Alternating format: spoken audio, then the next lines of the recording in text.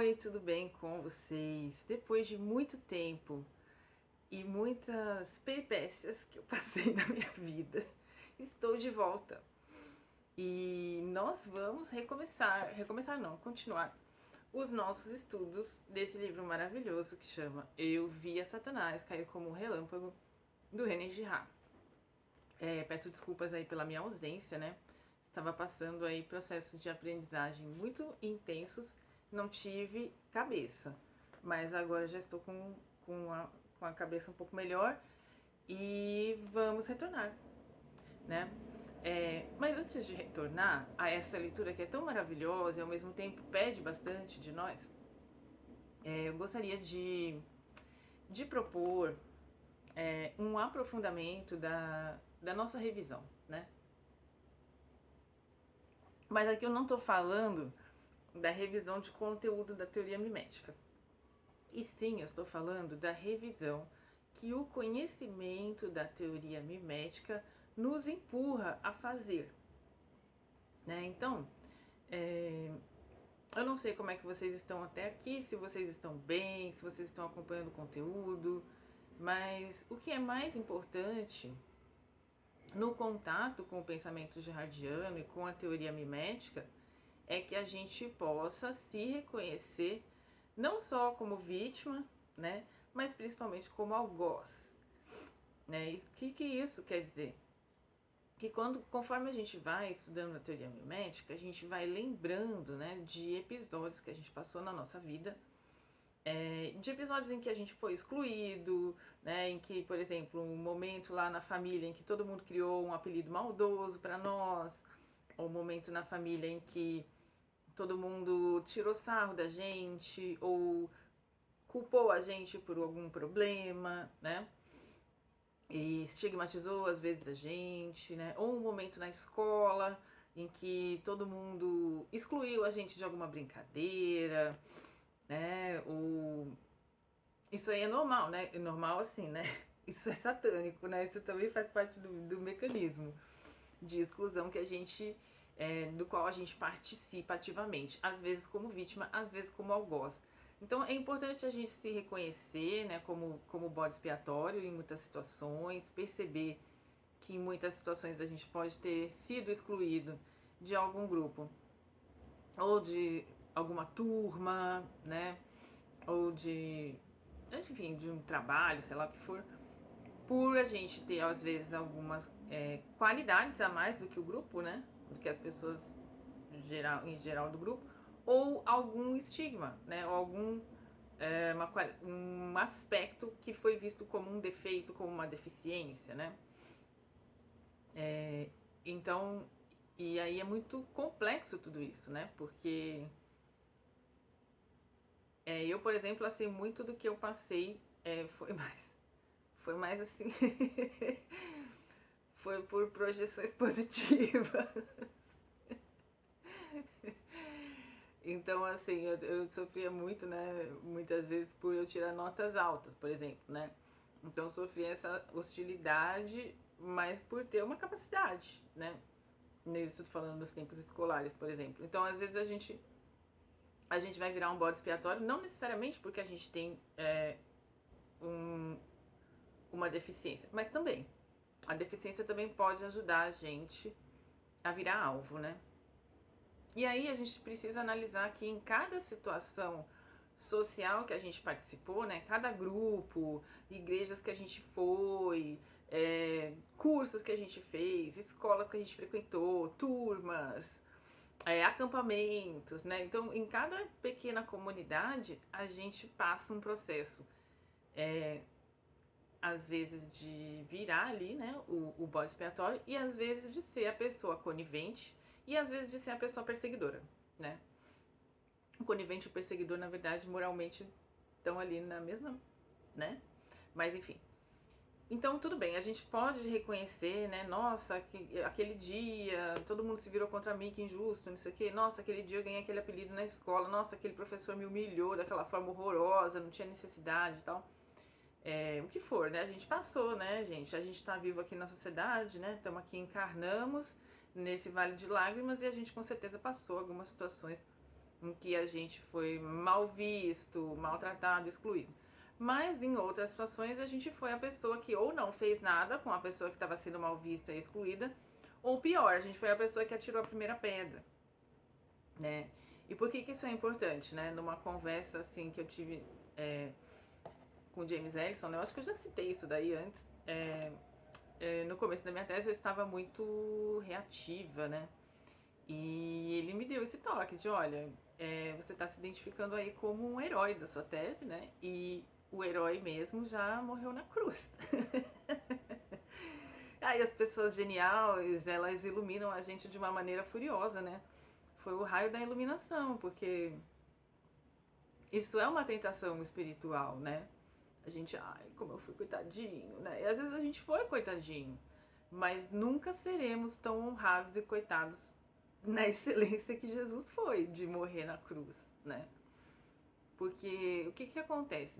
No episódio da Paixão de Cristo, existe uma exasperação, uma radicalidade do mecanismo vitimário, né? Que é o seguinte: se a gente pensar que as sociedades, elas estão lá sofrendo esses espelhamentos, né? Essas mediações internas, externas, essas competições, essas invejas, essas admirações doentias e tudo isso, e isso vem acontecendo sempre, né?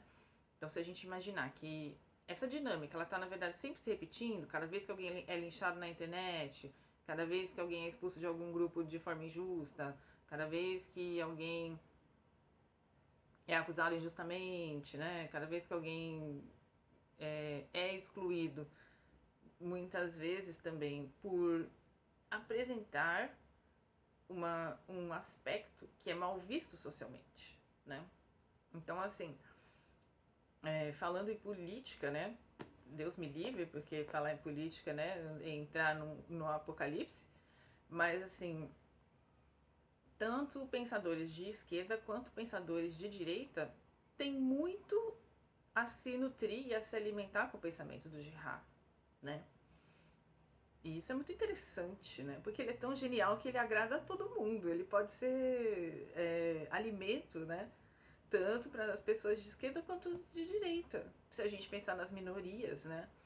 Então, nas pessoas pretas, nas pessoas pobres, nas mulheres, nas crianças, né? Nos marginalizados que não têm emprego formal, todas essas pessoas estão vivendo aí na vida delas talvez uma intensificação, né? Não quer dizer que elas sejam as mais vítimas, mas provavelmente uma intensificação, uma recorrência dessa exclusão, né?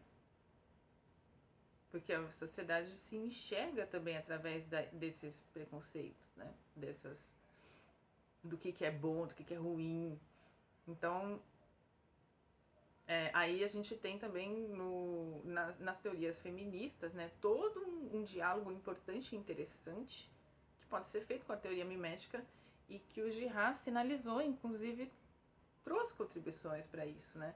Eu não estou com meus livros para mostrar aqui, mas isso é interessante também, né? O pensamento feminista pode muito bem se nutrir do Girard, né, e observar como é que as mulheres também são eleitas como bodes expiatórios em potencial e o que elas sofrem em relação a isso, né? Ou as pessoas pretas, ou as pessoas acima do peso, ou as pessoas dentro de um grupo que tem menos facilidade para realizar o que está pedindo para o grupo, ou as pessoas que têm mais facilidade para realizar o que está pedindo para o grupo, né? Como no meu caso que eu era mais CDF e isso não trazia muita popularidade. Então, assim, é muito interessante, né, pensar isso. Só que eu estava pensando isso nessa chave mais heróica, né, mais rivalizada, né, assim, cheia de rivalidade. E aí o James Ellison me deu esse alerta: olha, cuidado, porque você não é Cristo que morreu na cruz, né.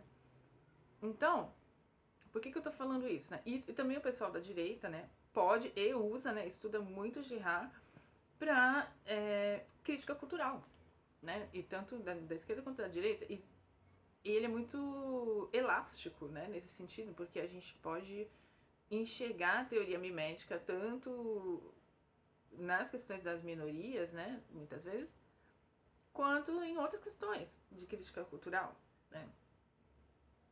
E política, né? Aqui não me ocorre, assim, mas eu sei que é plural, né? Não me ocorre porque aí eu fiz uma relação mais com o que eu estava pensando na minha tese, então, como a minha tese está pensando, eu estudei uma mulher, né? Uma escritora mulher, então eu tinha tudo isso, todo esse conteúdo também para pensar sobre isso, né? Só pensar o que é ser mulher, como que essa minha escritora de predileção, né? A Carson McCullers tinha representado mulheres e tudo isso, né? Mas por que eu tô falando de tudo isso, né? Porque o ponto aqui não é a gente se identificar só com o bode expiatório, né? Eu sou tão coitadinho, sofri tanto, os males sociais.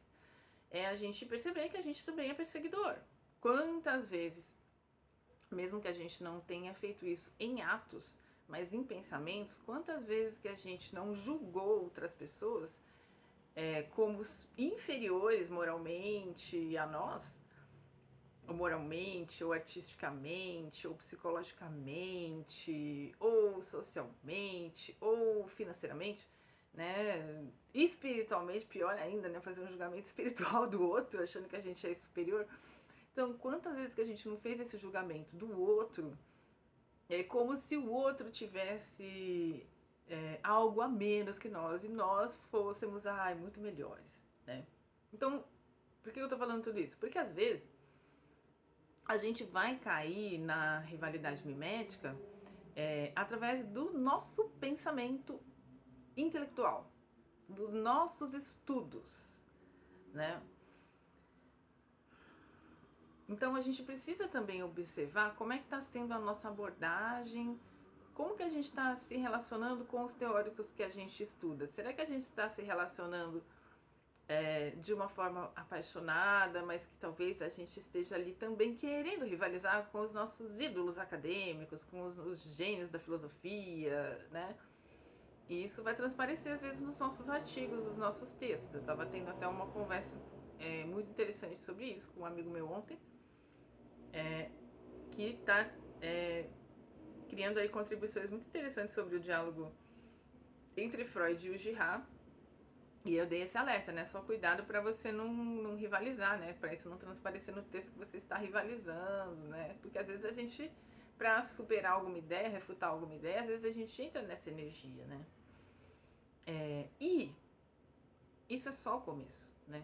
Então, assim, se você lê a teoria mimética de forma profunda, observando como é que você é um perseguidor na sua intelectualidade, dentro da sua cabeça, no modo como você pensa as coisas. É aí que começa a acontecer a conversão, né? Não é só pensar, poxa, um exemplo simples, a pessoa parou na minha frente e aí eu andei um pouquinho e parei na frente dela, só pra ela ter o gostinho de como é ruim ficar empatando a passagem dos outros, por exemplo, né? Isso seria mais uma coisa prática, mas não só nesse nível, né?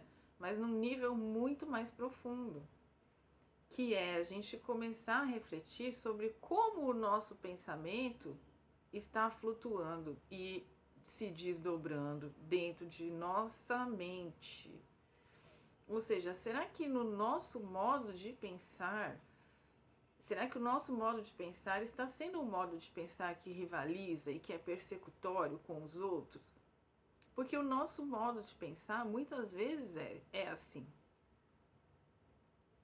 Né? O nosso modo de pensar sobre a realidade muitas vezes é satânico. Né? Nesse sentido de que a gente muitas vezes quer achar que a gente é moralmente superior a outras pessoas. Que a gente está mais certo, que a nossa ideia é melhor, que o trabalho de fulano é legal, mas ele não pensou naquela coisa que eu pensei, porque ele é muito inocente, imaturo, infantil ainda, eu que sou muito mais conhecedora. Entende? Então, assim, a teoria mimética, ela vem não só pra gente falar assim, nossa, que pensador maravilhoso, que é René Girard, parabéns, né? Nossa, que iluminação. Nossa, agora eu estou reconhecendo momentos da minha vida em que eu fui excluída por uma reunião de pessoas de forma injusta, ou momentos da minha vida em que eu culpei uma outra pessoa que podia nem ter aquela culpa. E é muito importante que a gente se coloque nesse lugar do perseguidor, se reconheça como perseguidor, né? Quantas vezes a gente não riu de uma piada maldosa, né? Ou a gente mesmo que criou um apelido maldoso para alguém no trabalho, e aquele apelido cresceu, e aquele apelido se espalhou, e aquele apelido se contagiou, e de alguma forma produziu ali uma exclusão e uma morte simbólica daquela pessoa, do valor dela, sabe? Morte simbólica é um pouco exagero, mas vocês entenderam, né? Porque às vezes é muito brutal você inventar um apelido para alguém, né? Você não estar chamando a pessoa pelo nome dela e definir a identidade dela através de uma falha, através de uma deficiência física ou de uma coisa que você acha feio, né? Como na adolescência, sim, é terrível, né? Esses momentos são terríveis, né? A maldade ali tá assim, florescendo. Né? A primavera da maldade é a adolescência. Mas enfim, talvez o inverno da maldade seja a velhice, né? E o outono da maldade seja a idade adulta. Talvez estejamos no outono da maldade, né? O verão da maldade, com certeza, que é a infância, né? Onde as crianças vão lá, falam aquelas coisas horrorosas na cara mesmo. Mas é um verão, porque é divertido, né? Mas aí a gente tem a primavera da maldade, que é a adolescência. Aí a gente tem o outono da maldade, né? Que a maldade já está sendo revisada, que é a nossa fase. A gente está aqui no outono da maldade. E depois a gente tem o inverno da maldade, né? Que é a velhice, que é onde a gente espera que a gente consiga alcançar ali uma proximidade com valores cristãos, né? De compaixão, de amor ao próximo. E que a gente comece a esfriar a maldade, a esfriar esses comportamentos persecutórios, né? Olha só que interessante, acho que eu vou escrever alguma coisa sobre isso. Tendo ideias no meio do vídeo.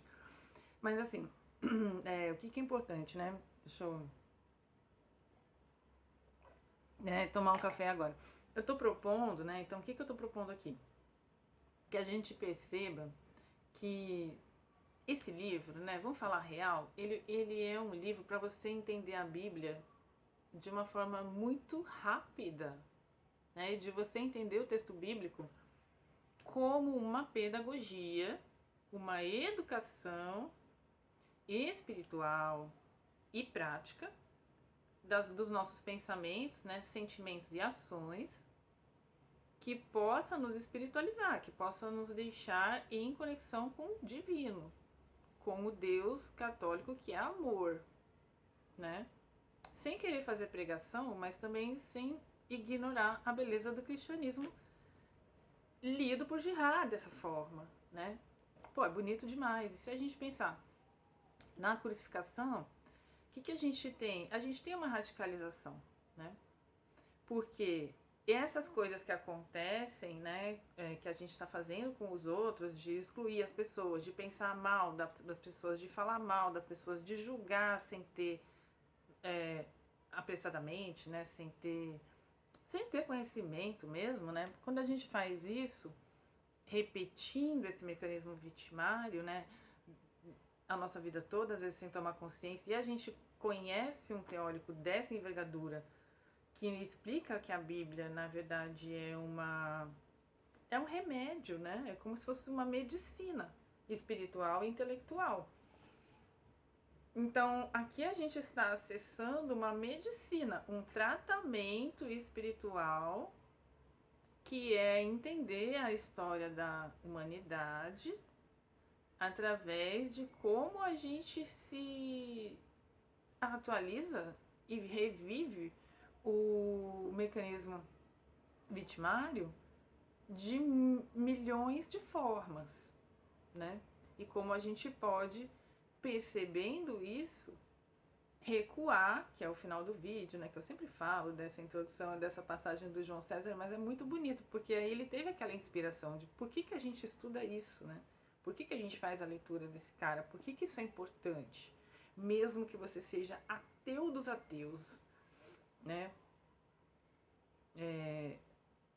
Isso é importante porque quando a gente conhece essa teoria, quando a gente entende como é que funciona a violência, e quando a gente entende o nosso papel na violência, a gente pode refrear o nosso papel. a gente pode falar assim, olha, se tiver um pessoal no trabalho conspirando contra alguém que é de outro estado, né? Tá todo mundo lá, de Brasília, aí vem uma pessoa do Amapá, e todo mundo, olha esse sotaque, ai, Amapá, hahaha, né? Aí some um documento importante, foi a pessoa do Amapá que roubou, entendeu? Você nessa hora você pode falar assim, eu não sei quem pegou, eu não tenho dados suficientes, né? Que é colocar o benefício da dúvida, né? E não é à toa que a área do direito eu acho uma das áreas mais interessantes e férteis para se estudar René Girard. Assim, eu não sou do direito, mas se eu fosse e conhecesse Girard, eu ia estar muito feliz, porque tem muito para ser trabalhado, né? Porque o direito gira em torno disso, do julgamento de alguém, né? Literalmente, né? E metaforicamente, né? Então, o direito, eu acho que ganhou, assim. Não tem vencedores, né? Mas o direito é uma área que, assim, cara, se eu estudasse direito, eu ia muito me aprofundar em René Girard, porque eu acho que tem muita contribuição, né? Muita desdobramento teórico que pode ser feito nessa área, mas em várias áreas. Eu estou na área da crítica da crítica cultural, na área das artes, né? Que eu sou muito afinada tenho muita afinidade com isso. E na área da literatura comparada também tem muita coisa pra gente olhar, claro. Mas assim, quem tá no direito, meu Deus, né? Eu acho muito interessante. E também a parte de psicologia e estudos do cérebro, né? Isso daí também, os neurônios espelho. Não vou falar disso agora, mas me parece também que é um campo bem interessante também, como é que funciona o cérebro e tal. Bom, enfim. Mas voltando aqui, né? Eu não falei ainda da ideia, mas eu vou falar da ideia. A ideia é o seguinte, até aqui a gente tratou, né, de uma forma muito interessante, a gente está avançando, né, que legal, a gente está avançando, esse livro é maravilhoso, o Girard é um gênio, nós somos apenas pobres mortais que estão tendo o privilégio de acessar uma teoria que explica como é que a violência humana funciona e como é que a gente pode evitar se tornar parte tão atuante dela, né? Não é que a gente vai tirar o nosso pecado, né? Mas assim, o caminho da santificação está aberto para todo mundo, né? E de certa forma, quem está interessado em se tornar santo também pode se beneficiar muito desse livro, né? Eu falo isso porque eu conheço pessoas que estão no caminho da santificação, né, que estão se propondo a seguir esse caminho. Pessoas que, claro, que não vão falar isso por aí, né? Mas que tem esse objetivo, né? E essa teoria ajuda muito a gente se santificar, no sentido da gente ter uma conexão direta com os propósitos divinos, como, né, no sentido da gente estar cada vez mais semelhante a Deus, semelhante ao amor, né? Cada vez mais sendo Cristo na Terra, né? Sem querer pregar, tá, gente? Mas também é importante, né? A gente não precisa ignorar que existem pessoas que querem se santificar. Por que a gente precisa ignorar isso, né? É muito orgulho a gente achar que não existem essas pessoas, elas estão por aí. Mas o ponto, né, que eu queria colocar aqui ainda avançando, né? Vamos avançando, né? Não é fácil. Quer dizer, é fácil, mas não é fácil. É fácil compreender, mas não é fácil fazer. Mas o ponto, né, que eu queria colocar aqui, que eu acho que a gente não discute muito, é como o nosso modo de pensar rivaliza com os outros. É no nosso pensamento, gente, sabe? É no nosso modo individual, no nosso modo de pensar as coisas, que o diabo, a tentação, Satanás se instala, sabe? Então, assim, quando a gente começa a estudar teoria mimética, a gente vai começando a revisar, né? Falar, nossa, fui excluído naquela situação, meu Deus, era o mecanismo. nossa, excluí alguém naquela situação, acusei alguém injustamente, inventei um apelido maligno, nossa, tive muito ciúme, tive muita inveja daquela pessoa, espalhei um boato, ou às vezes a gente nutre, né, essas rivalidades mentalmente por anos, a gente nem tá mais convivendo com a pessoa e a gente tá lá naquela pira. Né? A gente cria inimigos psicológicos e mentais, né? Aliás, tem uma passagem do James Ellison muito interessante que eu estava conversando ontem com um amigo, né? O César. César, bem-vindo ao canal. Espero que te ver aí conversando comigo nos comentários. Essa passagem aqui, né,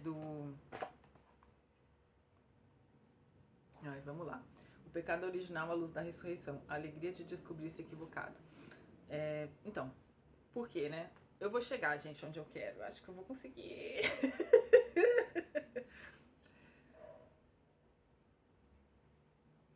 O episódio da Paixão de Cristo é onde o mecanismo vitimário pode ser mais compreendido, né?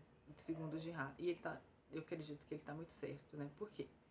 Se a gente se organiza, muitas vezes, contra alguma pessoa que é inocente, né? De variadas formas, né? Se a gente tem esse ímpeto, né, de rivalizar com as pessoas que a gente acha que são diferentes de nós, né, pelo que quer que seja, e coletivamente expulsar essa pessoa dirigindo as nossas, né, pulsões, a nossa zona sombria do desejo, né, as nossas negatividades, os nossos impulsos agressivos para uma pessoa que não pode se defender, porque ela tem um vínculo frágil com aquela comunidade. Se a gente é tão covarde, né, de fazer isso, se a gente é tão orgulhoso, né, e cheio de pecado de fazer isso e de sofrer isso foi feito com Deus, né, com o Filho de Deus. Então, quando a gente estuda a teoria mimética e a gente pensa na crucificação, a gente pensa, gente, até o Filho de Deus que chegou aqui, que fez milagres, que curou os cegos, os paralíticos, que né, apoiou mulheres, salvou a vida lá da mulher que ia ser apedrejada, né? Conversou com a mulher, a samaritana lá, né, no poço. Samaritana, né? Não lembro o nome. Mas vocês entenderam, né? Vocês que são... Imagino que tenha muita gente cristã aqui, que tenha muita contribuição para fazer, né? Bem-vindos, cristãos, irmãos! E também os ateus, bem-vindos! Mas enfim, Jesus aprontou tudo de bom, multiplicou a comida, né? Convocou os discípulos, lutou lá contra as pessoas que estavam seguindo a lei, mas não a lei divina, né? Seguindo a lei de uma forma muito estrita, tal. Ele fez coisas maravilhosas por nós. Se esse cara sofreu com o mecanismo vitimário, né, com o mecanismo rivalizador, ou seja, se esse cara foi parar na cruz, se esse cara que foi condenado, né, que era o Filho de Deus, que dirá nós? A gente está na mão do palhaço, entendeu? Mas assim, é muito radical a história da paixão, né? É muito triste, né? E assim, é só com a ressurreição que a gente consegue ter mais esperança mesmo, né? Revisar tudo o que aconteceu, assim como os discípulos tiveram um grande choque, né? De ver, gente, era verdade mesmo, o homem voltou com as marcas na mão. Então o São Tomé teve que pôr o dedo na ferida porque não dava para acreditar, né? Então assim, a ressurreição é um evento muito radical que dá muita esperança pra gente, né? Seja você acreditando que Jesus é Deus ou não, né? Olhando essa história. Porque se não tivesse ressurreição, gente, que esperança que a gente ia ter, né? Se até o Filho de Deus foi crucificado, né? Sofreu lá, fizeram uma coroa de espinhos para ele, é muito cruel, né? Tudo que ele passou, tal. Então, assim, primeira coisa, pensar, né, como a ressurreição é importante, não é à toa que esse livro fala, né, da ressurreição. Esse livro é tão lindo, gratidão eterna. O pecado original, a luz da ressurreição. A alegria de descobrir-se equivocado. Então, The Joy of Being Wrong, né, do James Ellison. Então, isso é muito importante. que a gente perceba que é uma alegria a gente reconhecer o nosso orgulho. Os momentos em que a gente foi orgulhoso. Isso é uma alegria, isso é um ganho espiritual. A gente está avançando quando a gente vê a nossa podridão, né? Mas só que a gente precisa avançar profundamente. E é o que eu estou propondo aqui da gente refletir, né? Como que é o nosso pensamento, a forma como a gente pensa as coisas está impregnada de rivalidade. É muito importante a gente fazer um recuo, não só percebendo assim, nossa, tô admirando aquele meu amigo, porque, poxa, ele tá indo muito bem, ele tá escrevendo uns artigos sobre jihad maravilhosos, e agora eu tô começando a querer achar pelo em ovo no artigo dele, tô começando a ficar com raiva dele quando ele não me responde meus e-mails na hora que eu quero, né? Tô rivalizando, tô cheio de inveja. É importante a gente reconhecer isso. Mas é mais importante a gente reconhecer como é que o nosso pensamento, a nossa forma de pensar está impregnada de rivalidade. Porque se a gente vai se curando também mentalmente, no nosso pensamento, a gente vai se curar nos nossos sentimentos e nas nossas ações. Né? Porque a gente pensa uma coisa e sente aquilo. Nossa, que cara exibido, né? Ai, que raiva. Exibido? Será que ele é exibido ou ele só tá sendo talentoso e não te dando a atenção que você gostaria e a admiração recíproca que você acha que é mais recíproca, entende? Agora, então assim, né, a proposta aqui é, se a gente tiver qualquer heroísmo, né, quiser aspirar a algum heroísmo, o heroísmo possível que a gente pode aspirar é seguir a Deus, ser amoroso com as pessoas e com a gente, né? Que é o mandamento principal, amar a Deus sobre todas as coisas e o outro como a ti mesmo. E atravessar um processo purificador que também envolve a gente não ter uma mania de ganhar em cima do que a gente escuta nas outras pessoas, sabe? Porque você ser um pesquisador... Você não pode ser um pesquisador violento que está sempre rivalizando com o que outras pessoas falaram. A gente pode contrapor, né? Avançar, né? As teorias. Mas observem, sabe? Como é que vocês estão estudando, lendo as coisas? É com rivalidade? Que a gente rivaliza o tempo todo no nosso modo de pensar, muitas vezes. E é importante que esse modo de pensar passe por uma conversão também. Isso é muito profundo, né? Se a gente pensar no que é você escolher trilhar um caminho de ascensão espiritual, né? Seja da forma que você quiser escolher, receber o chamado para fazer isso, né? Se você decide que você quer levar a sério a sua vida espiritual, você precisa levar a sério esse vigiar, esse orar e vigiar. E vigiar quem? Você. Né? Quem é nosso inimigo? A gente mesmo. E o capeta, né? No sentido de a gente e essa aspiração, esses impulsos que a gente tem de rivalizar com os outros. Não só psicologicamente, socialmente, mas mentalmente. Como é que o nosso pensamento pode ser purificado? Purificado no sentido de reeducado.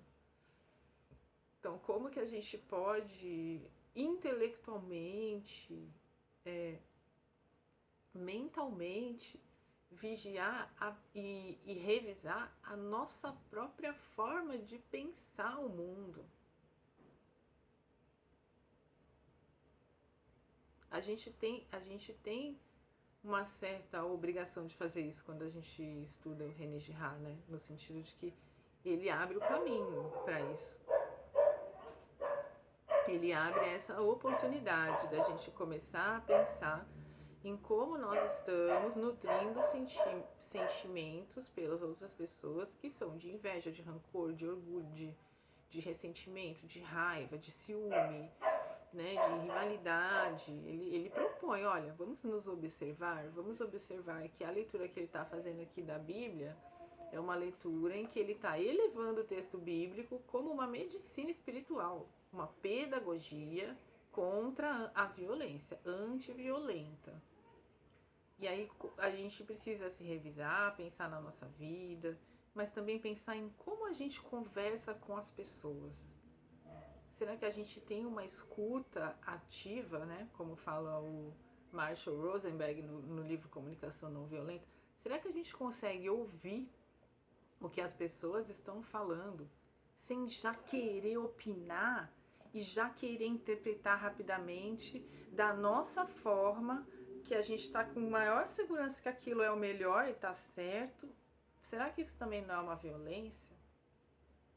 Você nunca sentiu isso do seu terapeuta, do seu psicanalista, do seu psicólogo, de algum amigo seu experiente que você está ali contando uma coisa e a pessoa já quer falar, mas isso é porque não sei o quê. Essa forma de conversar é persecutória, né? Então eu tô ali me abrindo, perdão, eu tô ali me abrindo, sendo vulnerável, falando de uma coisa que eu tô triste, que me atrapalhou, que me, né, às vezes até de uma situação em que existe uma rivalidade, né? Tô ali me abrindo, e aí para a pessoa para quem eu estou me abrindo, vem e fala, ah, mas é porque você é, sei lá, te joga um rótulo. Ah, isso aí é a sua depressão. Ah, isso aí é a sua ansiedade. Ah, isso aí é porque você é TDAH. Ah, isso aí é porque você não teve mãe presente, sei lá. Porque você teve pai ausente. Isso aí é porque você é codependente emocional. Ah, isso aí, mas por que você não se defendeu? Sabe? Essa forma de diagnosticar de forma precária as outras pessoas, né? Ah, isso aí é porque você não tá indo na igreja. Porque o que você sabe? O que a gente sabe do outro, gente? E muitas vezes a gente tem um comportamento mental na hora de uma conversa que ele é persecutório, que ele é cheio, mergulhado de rivalidade e é sutil, às vezes a gente não percebe. Deixa o outro falar, porque como é que você vai pensar em responder uma coisa se você já está logo apressado para corrigir aquilo que outra pessoa está te contando, sabe? Isso não é muito orgulhoso, gente? Vamos refletir. Não é muito orgulhoso? A gente não conseguir ouvir alguém sem a gente precisar fazer um comentário moralizador, às vezes, sabe? Moralizante, corretivo do outro. Ai, poxa, mas sua amiga te liga. Ai, tô tão triste, né? Seu amigo, vamos falar de homem, né? Um amigo fala com o outro, pô, eu tô tão triste, cara. Eu tava gostando da mulher lá, ela não me ligou mais. Aí o outro já vem, é porque também você ligou 3 vezes. É porque também você, sabe? É porque o quê, cara? O que você sabe dessa situação? Da onde você tirou que você tem toda essa segurança para fazer um diagnóstico sobre alguma situação, sobre algum fato da realidade, né? Então a gente precisa tomar muito cuidado, porque essa conversão não estritamente religiosa de que fala João César na introdução do Mentira Romântica, ela não é só uma conversão de você perceber como você pode estar nutrindo sentimentos sombrios sobre alguém e recuar. Não só sentimentos, né, mas pensamentos. Ela convida a gente a pensar, será que o meu modo de pensar não se tornou uma perseguição ao outro, o meu modo de falar? Será que eu não estou muito chato? Será que eu não estou muito dono da razão? Hoje em dia todo mundo está muito ansioso, né, para ser dono da razão. Só que quanto mais a gente vai conhecendo o texto bíblico, mais a gente vai percebendo que os donos da razão não tinham razão. Né? Eu acho muito bonito, eu não sei se vocês estão acompanhando The Chosen, né? Mas eu acho muito bonito a história do soldado romano, sabe? Como ele vai se convertendo sutilmente à fé católica, sabe? Como ele vai reconhecendo de coração quem era Jesus. Enquanto muitos discípulos estavam ali naufragando, né? Por exemplo, quando tem aquela cena que dois discípulos falam assim: ah, eu quero sentar à esquerda e à direita de Jesus no céu. Tipo assim, gente, vocês não têm bala na agulha pra isso não. Né? A gente cai no orgulho, né? Ah, eu quero ser escolhido. Aí eu quero ser a aluna número 1. Aí eu quero ser a pessoa uma autoridade de jihad muito reconhecida. Aí eu quero tirar 10 na vida, sabe? Não, cara, a gente tá aqui no Vale de Lágrimas, entendeu? E às vezes a gente massacra os nossos irmãos com esse tipo de violência, né? De querer propor uma solução. Deixa a pessoa descarregar. Sofre com ela, né? Com paixão. Sofre com ela, tenha compaixão. Escuta com ela, entra no filme dela um pouco. Se coloca no lugar do outro, em vez de você ser uma pessoa que está sempre querendo resolver tudo, resolver como o outro tem que pensar, resolver como o outro tem que agir. Deixa o outro ser o outro, né? E seja isso também no ambiente acadêmico. A pessoa está dando uma ideia e você fala, não, mas na verdade eu acho que... Às vezes isso parte de uma arrogância também. De você estar sempre numa corrida maluca de querer vencer os seus adversários intelectualmente. Ai, que chatice, né? Além de ser feio espiritualmente, é chato.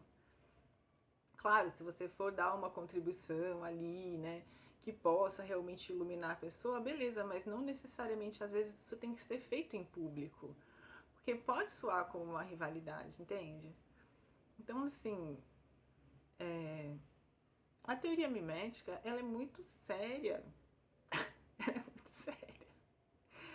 O que está sendo colocado aqui, né, essa reeducação espiritual, essa medicina espiritual, é muito sério, sabe? Não é coisa de criança, não. É coisa de gente grande, sabe? A gente tem que ter um espírito meio velho pra gente ter essa disposição de servir, né? Porque o que acontece, né? Quando a gente se propõe ali a seguir a Deus, né? A entrar em algum caminho espiritual de propósito, ou seja, propositalmente, né? Mas de propósito também, né? Com o propósito de melhorar, de ser cada vez mais amoroso, né? Quando a gente assume, não, eu quero ter esse propósito, né? O que acontece? Você automaticamente, quando você assume um compromisso espiritual com a sua existência, seja ele qual for, né? Eu quero viver o mais tempo possível no amor, eu quero me livrar cada vez mais do pecado e reconhecer cada vez mais o pecado em mim, fazer penitência, e não me confessar só uma vez por ano com o padre. Eu quero fazer isso constantemente, né? Sei lá, pode ser qualquer coisa, entendeu? Mas se você escolhe qualquer caminho espiritual, qualquer religião, qualquer não religião, qualquer caminho de melhora espiritual, quando você escolhe isso para sua vida, você está automaticamente não escolhendo Satanás, não escolhendo ser maligno, né? Em todas as formas do maligno, que aqui na teoria mimética a gente está vendo que é você rivalizar com as outras pessoas, você acusar os outros, você nutrir sentimentos de inveja, de rancor, de ressentimento, de vingança, de ciúme e de rivalidade em geral, né? Quando você escolhe uma coisa, você automaticamente não está escolhendo a outra, né? Só que aí a gente vai pagar o preço de escolher esse lado aqui, esse lado do serviço, né? De viver como se Deus estivesse ao nosso lado. E Ele tá, né? Na doutrina cristã. Quem sou eu para falar? Mas você não tá perto, tá dentro, né? Mas enfim. Às vezes, né, gente, eu vou falar coisas espirituais, pô, olha esse livro, entendeu? Às vezes eu vou tocar nesses assuntos aí, e se doer, ofendeu, doeu, leva pra casa que é teu. Mas é muito importante a gente pensar sobre isso, que se a gente escolhe esse lado, né, se a gente escolhe assim, não, olha, eu quero me melhorar espiritualmente, eu quero ganhar dinheiro, fazer o bem pro próximo, ser cada vez mais amoroso, dentro e fora de mim, no meu pensamento, nos meus sentimentos e nas minhas ações, você tá ganhando toda uma galera inimiga, que é a galera que não quer isso, né? Que é Satanás? Satanás é uma força, né? No cristianismo é uma pessoa, né? Tanto quanto Jesus, assim, é um ser, né? É um outro. Mas assim, o que é? É a satisfação da inconsciência do mal, né? Então, se a gente está estudando René Girard, a gente está se opondo a fazer o mal e cair nessas coisas de forma inconsciente. A gente já está descobrindo como acontece. E aí a gente está firmando um compromisso de ascensão espiritual, vamos supor. Se você firmar esse compromisso, o que vai acontecer? A sua vida vai ser tranquila? A sua vida vai ser um mar de rosas? Não. Aqui desse lado, do lado de quem se propõe a seguir um caminho espiritual, você vai ter um monte de provações, né? E de testes e de exercícios para que você não siga o seu ego, e sim a Deus, né? E aí, para você melhorar, para você, né? Você fala assim, não, eu quero melhorar. Então, a inteligência divina, né? E todos os seus auxiliares vão começar a te presentear com testes, provas, desafios e situações em que você vai ter que escolher não o seu ego, ou seja, não agir no orgulho, e sim agir a serviço do amor. E vai ser confortável? Não. Por quê? Porque aí automaticamente, quando você se compromete a ter um serviço espiritual, você vai ser confrontado com as suas sombras, né? Com tudo que você quer esconder da sua consciência, que precisa ser limpo e esclarecido para que você possa ascender espiritualmente, né? Então vai ser um caminho doloroso, né? Porque por que vai ser doloroso? Porque a gente, no nosso ego, na nossa sociedade, a gente quer e a gente é muito estimulado para estar certo, para tirar 10, para vencer uma discussão. A gente não é ensinado a negociar dentro de um relacionamento amoroso e a negociar para que a gente consiga os dois caminharem na conciliação. A gente é ensinado que a gente vai ter uma briga e que alguém vai ganhar essa briga, porque alguém vai estar certo, seja no amor, seja na amizade, seja no trabalho. Quer dizer, a gente está aí nessa configuração de seguidores, né? De quem tem mais seguidor, quem tem mais prestígio, quem é melhor, quem é mais isso, mais aquilo, mais rico, mais inteligente. Ou seja, a gente está toda hora sendo bombardeado e tentado a ir pelo caminho do ego, né? Não necessariamente você ter fama quer dizer que você está seguindo a Deus. Às vezes sim, às vezes não, né? Não necessariamente você ter dinheiro é um reflexo de que você está seguindo a Deus. Às vezes sim, muitas vezes, né? Às vezes você não está fazendo nada de bom com aquele dinheiro também. Não só não está fazendo, às vezes, coisa de boa para você nem para os outros. Então, assim, hoje, né? Hoje foi um vídeo diferente, né? Um vídeo diferente pra gente entender que se aprofundar na teoria mimética é se aprofundar em você. Enquanto a gente achar que o inimigo está fora, a gente só vai estar projetando os nossos rancores, né? Os nossos sentimentos baixos nos outros, né? É tudo com a gente. Né? É tudo a gente que é o nosso tribunal, entendeu? É dentro. A gente tem que fazer um único tribunal para nós mesmos. E ali a gente não tem que ficar só se condenando, mas a gente vai se vigiar e observar. Nossa, saí do meu centro de comunhão com Deus, tem que voltar. Nossa, tô começando a pensar que fulano é inferior a mim, deixa eu voltar. Deixa eu recuar essa projeção, né?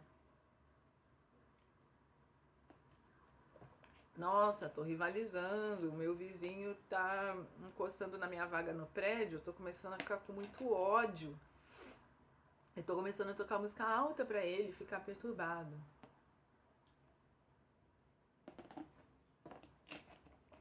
Nossa, Tô com raiva daquela mulher ali, ó, que se diz que eu tô assistindo os vídeos dela e tô achando ela mó metida, entendeu? Tô achando que ela acha que sabe tudo. Tô começando a ficar com raiva dessa mulher. Ou, nossa, eu tô me apaixonando por aquela mulher. Eu quero que ela também me reconheça como um cara que sabe girar. Gente, é infinito, né? Na queda do homem é infinita, né? Então, a gente tem infinitas formas de cair nessas tentações. E a liberdade, né? É a gente observar esses processos, né? Porque o que é no fim você se espiritualizar? E essa teoria, perdão, ela leva a gente a um crescimento espiritual e interno muito grande, né? Tanto psicológico quanto social, íntimo, né? Ela leva a gente a se vigiar e a observar. Opa, caí de novo, né? Nossa, de novo. Nossa, fiz de novo. Nossa, estou querendo atenção demais do meu professor. Ai, ai, ai. Estou querendo atenção demais da namorada do meu amigo. Ai, ai, ai. Estou querendo usar aquela blusa que a minha amiga tá usando. Pô, eu comprei uma igual. Que nem... Voltem lá, né, nos primeiros vídeos que eu explico a questão do James Ellison aqui. De como, né, aquela história da jaqueta do Tom Cruise é bárbara, né, pra ele. Descreve ali todo o ciclo mimético através de uma situação banal, genial. E eu peguei esse livro porque aqui na página 72 e 73, não vai dar tempo agora, né, mas é muito interessante como ele consegue falar e observar. Ele fala assim, né, crescemos como animaizinhos conflituosos, herdando um mecanismo internamente edificado que ampara nossa frágil identidade a fim de produzir segurança e ordem, individual ou em grupo, né? Tentamos expulsar o outro que se apresenta como nosso rival, pois o nosso eu é de fato constituído por essa expulsão. Isso significa que formamos nossa identidade em oposição ao outro, em vez de deixar que esse outro seja uma permanente influência benéfica em nossa vida. Ai, gente. Eu fui orientada na minha tese, né, a pensar, a colocar mais as minhas ideias, né? Que na real tem um capítulo da minha tese que eu só falo desse livro, eu não conseguia nem parafrasear. Esse livro aqui... Ai, ai, muito bonito. Então é isso, gente. Hoje foi só uma reflexão, né? Pra gente pensar assim, como é que esse mal está agindo em nós também mentalmente. A gente precisa identificar isso na nossa forma de pensar, né? E parar de querer ganhar dos outros em tudo que a gente escuta. Deixa o outro falar, deixa ele descarregar, deixa ele pensar, deixa o seu amigo pensar, sua amiga pensar. A gente não precisa ficar se apressando para corrigir as ações e pensamentos dos outros e falando toda hora, mas você fez isso por causa daquilo. Mas você faz isso porque você é assim, né? Por que você não fez diferente? Cara, se a pessoa pudesse ter feito diferente, ela teria feito diferente, né? Então, às vezes, a gente tem que olhar aqui a forma com a qual a gente se comunica com as outras pessoas e pensa no que a gente está ouvindo dos outros, pode ser extremamente egoísta, cheia de orgulho, assim, ó. Cheia de orgulho. Então, é muito importante que a gente leve, né, essa educação, essa pedagogia, essa medicina do conhecimento da teoria mimética, né, para a nossa vida normal, para a nossa vida cotidiana. Porque é nela que vão estar os desafios, né? E é na nossa vida espiritual que a gente vai se confrontar com o nosso orgulho. E a gente só cresce assim, né? A gente cresce porque a espiritualidade vai trazer situações para a gente se defrontar com o nosso orgulho e superar esse orgulho. O orgulho é o principal pecado aqui, né? Nessa discussão toda. Que é essa vontade que a gente tem de ganhar, de dar certo, de ser superior, né? E quanto mais a gente tem essa vontade, mais a gente vai caindo, né? Porque não é por aí, o caminho espiritual é aqui, na irmandade, é na fraternidade. Não é nem você colocar uma pessoa como superior a você, como pedestal, para você ficar louca, aspirando a admiração dessa pessoa. E também não é para você se sentir superior, né? Não, é aqui. Só que esse lugar aqui, em que a gente não está se achando nem inferior nem superior, esse é o que é o lugar santo, né? Que é o lugar da compaixão, do amor, é o lugar do encontro. Esse lugar ele é de difícil conquista, né? Quantas vezes a gente não se percebe perseguindo os outros, criando inimigos, criando fantasias, delírios, projeções absurdas, né? E como é bom a gente poder perceber isso, né? Não é à toa que o James Ellison coloca the joy of being wrong. The joy, a alegria de descobrir-se errado. Errado, é uma alegria, descubra-se cada vez mais equivocado, né? Só um padre, né, podia pensar, é uma coisa tão bonita, né? Ai, meu Deus. Então é isso, gente. Hoje foi assim. Hoje é para vocês estarem aqui e para vocês falarem, nossa, o que aquela menina falou mesmo, né? Ah, ela tá falando sobre vigiar os meus pensamentos, porque nos meus pensamentos também essa lógica pode estar atuando, né? Quem sabe a gente não consegue, a partir dessa riqueza que o Girard trouxe, né? Quem sabe a gente não consegue ter um pensamento fraterno, para poder realmente se comunicar de forma mais fraterna com as pessoas, né? De forma que a gente seja mais até acolhedor, né? Feminino, né? De forma que a gente consiga acolher mais do que avançar intrepidamente, querendo ganhar qualquer troca de palavras, qualquer diálogo, né? Que a gente consiga não precisar ser tão bélico, né, nas nossas conversas, né? Porque isso cansa, né? Cansa a gente e cansa a outra pessoa. E isso não constrói pontes, né? Isso não constrói encontros. Isso só constrói atrito, né?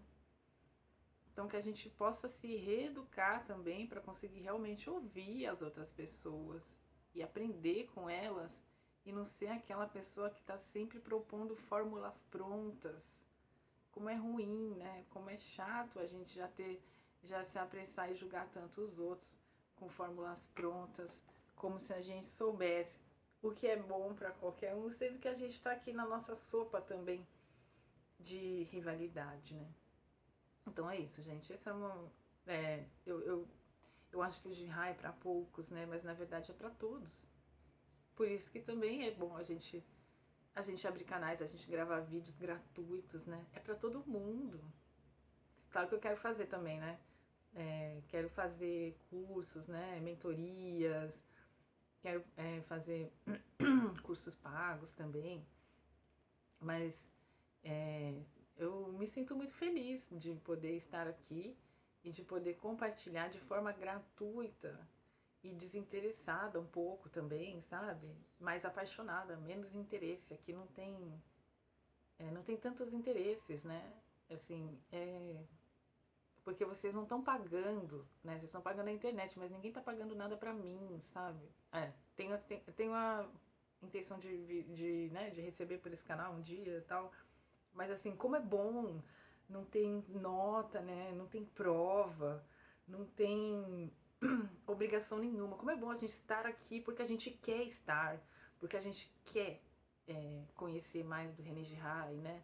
E não porque essa matéria é uma matéria obrigatória, entende? Como é bom também, né, criar esses espaços mais livres em que a gente possa pensar junto, né? E não porque é uma matéria obrigatória que eu tenho que passar, mas porque é uma coisa que me interessa no meu crescimento humano, né? Ai, como é gostoso, né? Quando é assim, como é gostoso ver que tem 100 pessoas escutando esses vídeos só por vontade própria, que ninguém obrigou, né?